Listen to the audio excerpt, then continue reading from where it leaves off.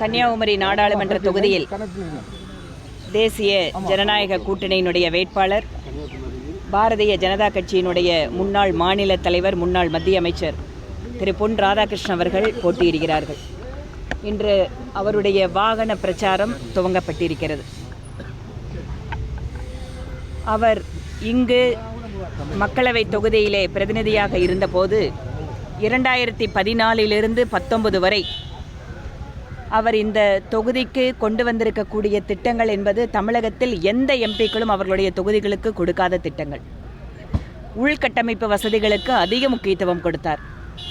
அதே போல மத்திய அரசாங்கத்தினுடைய பல்வேறு திட்டங்களை இந்த தொகுதியிலே நிறைவேற்றுவதற்கு உறுதுணையாக இருந்து இந்த மக்களுடைய அத்தனை இன்பத் துன்பங்களிலேயும் பங்கேற்று இந்த கன்னியாகுமரி நாடாளுமன்ற தொகுதிக்கு வளர்ச்சி என்ற பாதையை காட்டியவர்.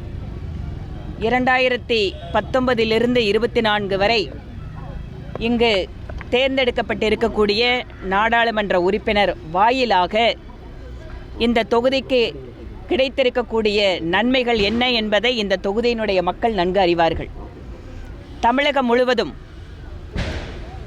திராவிட முன்னேற்றக் கழகம் காங்கிரஸ் கூட்டணியிலான எம்பிக்கள் வாயிலாக கடந்த 5 ஆண்டு காலம் தமிழகத்திற்கு ஒரு வீணான காலமாகத்தான் அவர்களால் ஏற்பட்டதை தவிர எந்த விதமான பிரயோஜனமும் இல்லை. ஆனால் இந்த முறை மக்களுக்கு நாங்கள் தெரிவிப்பது நடப்பது நாடாளுமன்ற தேர்தல். அடுத்த முறை யார் பிரதமராக வர வேண்டும் என்பதற்கான தேர்தல். அந்த வகையிலே இன்று இருக்கக்கூடிய சூழலில் 400 எம்பிக்களை பெறக்கூடிய சூழல் ஒரு கூட்டணிக்கு இருக்கிறதென்றால் இந்திய அளவிலே அது தேசிய ஜனநாயக கூட்டணிக்கு மட்டும்தான் இருக்கிறது. அதே போல பிரதமராக திரு நரேந்திர மோடி அவர்கள்தான் மீண்டும் வரப்போகிறார் என்பது சிறு குழந்தைகளுக்கு கூட தெரிகின்ற இந்த சூழலில் கன்னியாகுமரி நாடாளுமன்ற தொகுதியினுடைய வாக்காளர்கள் மீண்டும் தங்களுடைய பிரதிநிதி வாயிலாக மத்திய அரசினுடைய பல்வேறு திட்டங்களை பெறுவதற்கு இப்போது சரியான தருணம் வாய்த்திருக்கிறது. இங்கு இருக்கக்கூடிய அத்தனை சகோதர சகோதரிகளையும் தாமரைக்கு வாக்களிக்க செய்து திரு பொன் ராதாகிருஷ்ணன் அவர்களை வெற்றி பெற செய்ய வேண்டும் என்பதற்காக பல்வேறு தலைவர்கள் இங்கு பிரச்சாரத்திற்கு வர இருக்கிறார்கள்.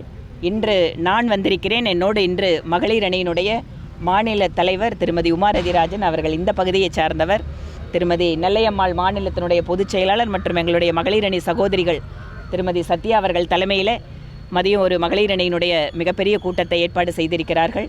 ஒவ்வொரு பூத்திலேயும் மகளிரணி சகோதரிகள் ஒவ்வொரு வீட்டிற்கும் சென்று குறைந்தது 5 to 10 நிமிடங்கள் ஒவ்வொரு வாக்காளரோடு, குறிப்பாக பெண் வாக்காளர்களோடு பேசுவதற்காக திட்டமிட்டிருக்கிறார்கள்.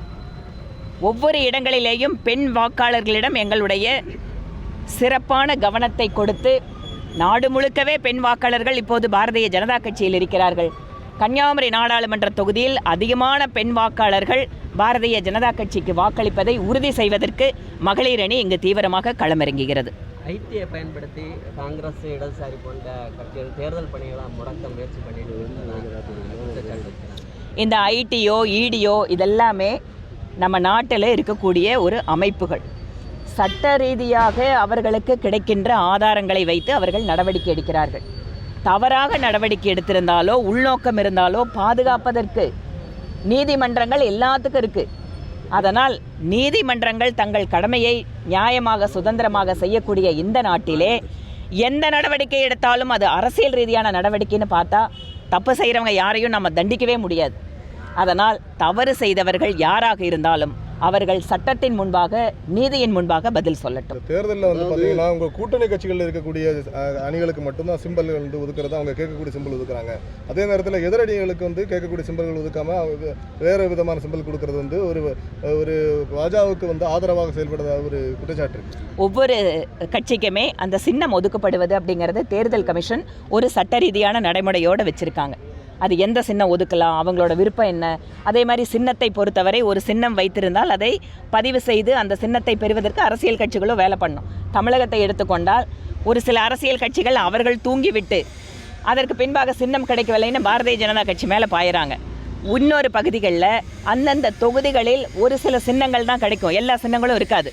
அந்த அடிப்படையில் சின்னங்களை ஒதுக்கீடு பண்ணுறாங்களே தவிர தேர்தல் கமிஷன் வேணும்னு பண்ணுச்சுன்னா நீங்கள் நீதிமன்றத்துக்கு தான் போக முடியும். இதில் பிஜேபிக்கு எந்த சம்மந்தமும் கிடையாது. இப்போ கள நிலவரம் எப்படி இருக்குங்க? கள நிலவரம் நன்றாக எங்களுக்கு ஆதரவாக, மோடி அவர்களுக்கு ஆதரவாக மாறிக்கொண்டிருக்கிறது. நான் நேற்று முழுவதும் கோவையில் இருந்தோம். கோவை பகுதி அப்படிங்கிறது வழக்கமாக அது நீங்கள் கூட்டணியில் அங்கே இல்லையே, என்ன பண்ண போகிறீங்க அப்படின்னெல்லாம் நிறைய கேள்விகள் வச்சாங்க. இன்று சூழல் அப்படிங்கிறது முழுக்க 100% பாரதிய ஜனதா கட்சி கூட்டணிக்கு ஆதரவாக மாறிக்கொண்டிருக்கிறது. ஒவ்வொரு தொகுதிகளிலேயும் தமிழகத்தினுடைய மக்கள் ஒரு மாற்றத்தை விரும்புகிறார்கள். அந்த மாற்றம் என்பது நம்முடைய வாக்கு நடக்கின்ற நாளிலே ஒரு மிகப்பெரிய ஒரு மௌனமாக, ஒரு மாற்றமாக அது இருக்கும் என்பதை நாங்கள் உணர்கிறோம். தமிழகத்துல வந்து எத்தனை இடங்கள்ல வந்து பாஜக வெற்றி பெறுங்கிறது? இரட்டை இலக்கத்தில் வெற்றி பெறுவோம் என்பது எங்களுடைய நம்பிக்கை. வரக்கூடிய சட்டமன்ற தேர்தல், அதாவது இதை அடுத்து வரக்கூடிய சட்டமன்ற தேர்தலில் பாஜக ஆட்சி தலைமையில் ஆட்சி அமைக்க வாய்ப்பு இருக்கா? இப்போ ஒவ்வொரு அரசியல் கட்சிக்கும் மாநிலத்தில் ஆட்சியை பிடிக்கணுங்கிறதான நோக்கமாக இருக்கும். நீங்கள் வேணால் இப்போ கட்சி ஆரம்பிச்சிருக்கிற எல்லாத்தையும் கேட்டு பாருங்கள். எங்களுக்கும் பாரதிய ஜனதா கட்சிக்கும் எங்கள் கட்சி வளர வேண்டும், ஆட்சி அதிகாரத்திற்கு வர வேண்டும் என்பதற்கு தானே கட்சி நாங்கள் நடத்துகிறோம், கட்சியில் வேலை பண்ணுறோம். எங்களுக்கு அந்த இலக்கு இருக்கிறது. என்னங்க எதிர்கூட்டணியா? எங்களுக்கு எதிராக களத்தில் நிற்கிற எல்லாரும் எதிர்கூட்டணி தான். இருந்தாலும் வெற்றி பெறக்கூடிய கூட்டணி எங்களோட தான் அப்படின்னு நாங்கள் நம்புகிறோம். நிர்மலா சீதாராமன் வந்து பணம் இல்லாததுனால தேர்தலில் போட்டியிடலை அப்படின்னு சொல்லியிருக்காங்க. அவங்களோட அந்த நிலைமை இல்லை கருத்துக்களை கட்சிக்கிட்ட தெரிவிச்சிருக்காங்க. இந்த மாதிரி நிறைய வேட்பாளர்கள் கட்சி வந்து கேட்கின்ற பொழுது அவங்களோட கருத்துக்களை தெரிவிக்கிறது வழக்கம்தான். அதே நேரத்தில் வந்து ஒரு மத்திய நிதியமைச்சராக இருக்கக்கூடியவங்களே பணம் இல்லாதனால தான் தேர்தலில் நிற்கலைங்கிறத இது சொல்லும்போது பணம் இருக்கிறவங்க தான் தேர்தலில் நிற்க முடியுங்கிற ஒரு நிலைமையை காட்டுகிறது எதிர்கட்சிகள் குற்றச்சாட்டு இருக்காங்க. இல்லை, அவங்க சொன்ன விஷயத்தில் நீங்கள் வந்து ஒரு பாதியை மட்டும் எடுத்துக்கிறீங்க. அவங்க என்ன சொன்னாங்க? எங்கிட்ட 2 மாநிலத்தில் ஏதாவது ஒரு தொகுதி எடுத்துக்கோங்கன்னு சொன்னாங்க. அதுக்கு அவங்க என்ன பதில் சொல்கிறாங்க? என்னோட கம்யூனிட்டியோ இல்லை மற்ற விஷயங்கள், இந்த மாதிரி விஷயங்களையும் அவங்களுக்கு நான் எக்ஸ்பிளைன் பண்ணேன், ப்ளஸ் கூடவே பணம் விஷயத்தையும் சொன்னேன். அதனால் அவங்க சொல்கிறத ஒரு பாட்டு மட்டும் எடுத்துகிட்டு இன்னொரு பாட்டை நம்ம வந்து விட்டுறோம். அப்படி இல்லை. அவர்கள் தேர்தல் அரசியலுக்கு வருவதற்கு அவர்களுக்கு இருக்கக்கூடிய அந்த சவால்களை பற்றி கட்சியிடம் வெளிப்படையாக தெரிவிச்சிருக்காங்க. அப்படின்னு இல்லை. நீங்கள் வந்து கட்சியினுடைய சாதாரண காரியகர்த்தர்கள் கூட தேர்தலில் போட்டியிடுகிறார்கள், வெற்றி பெறுகிறார்கள். கட்சி கடுமையாக உழைக்கிறது. அவர்களுக்கு அது சம்பந்தமாக தேர்தல் அரசியல் அப்படிங்கிறது அவங்களுக்கு இன்னும் நேரடியாக வராதால் ஒரு மனசுக்குள்ளே இருக்கக்கூடிய தயக்கத்தை வெளிப்படுத்தியிருக்காங்க. இதில் என்ன இன்னொன்று பார்க்கணுன்னா, உலகத்திலேயே பெரிய கட்சி, அதுவும் இந்த நாட்டில் நிதியமைச்சராக கடந்த 5 ஆண்டுகளாக சிறப்பாக பணியாற்றிய ஒரு நபர் எந்த அளவிற்கு நேர்மையாக இருந்திருப்பார், எந்த அளவிற்கு எளிமையாக இருந்திருக்கிறார் என்பதை தான் இங்கு பார்க்க வேண்டுமே தவிர இந்த பணம் இல்லாதால் அரசியல் என்ன அதுவல்ல. ஒரு அமைச்சர், அதுவும் மத்திய நிதியமைச்சர் எந்த அளவிற்கு நேர்மையாக எளிமையாக இருக்கிறார் என்பதுதான் இங்கு செய்தி. நிதியமைச்சரோட கணவர் வந்து இந்தியாவோட பொருளாதாரம் வந்து ரொம்ப மோசமாக இருக்கு அப்படின்னு குற்றச்சாட்டு. நான் அன்பு சகோதரன், நிதியமைச்சரோட கணவர் அப்படிங்கிற வார்த்தையே தவறாக நான் பார்க்குறேன். அவர் ஒரு கருத்தை சொல்கிறாரு, அதை எதுக்கு நிதியமைச்சரோட கொண்டு போய் சேர்த்துறீங்க? அவர் இன்னொரு கட்சியில் இருந்தார், இன்னொரு கட்சியோட முதலமைச்சருக்கு அட்வைசராக இருந்தார். அவரோட பேரை சொல்லி அவரோட கருத்து சொல்லுங்கள். 100கணக்கான கருத்துக்கள் வந்தாலும் நாங்கள் பதில் அளிக்கிறோம். ஆனால் நிதியமைச்சரோட கணவர் அப்படின்னு சொல்கிறது மூலமாக ஏதோ ஒரு விஷயத்தை சொல்கிற மாதிரியான விஷயங்களாக இருக்குது. அதனால் அவருக்கு மட்டுமல்ல, அவர் சொல்கின்ற கருத்துக்களுக்கு பல முறை எங்களுடைய மத்திய அமைச்சர்கள் பதிலளிச்சிட்டாங்க. எலக்ட்ரோரல் பாண்டை பொறுத்த வரைக்கும் மிக தெளிவாக ஏன் எலக்ட்ரோரல் பாண்டை கொண்டு வந்தோம், அந்த சீக்ரசி கிளாஸ் அப்படிங்கிறத கோர்ட்டு சொன்ன உடனே கொடுத்துருக்கோம்.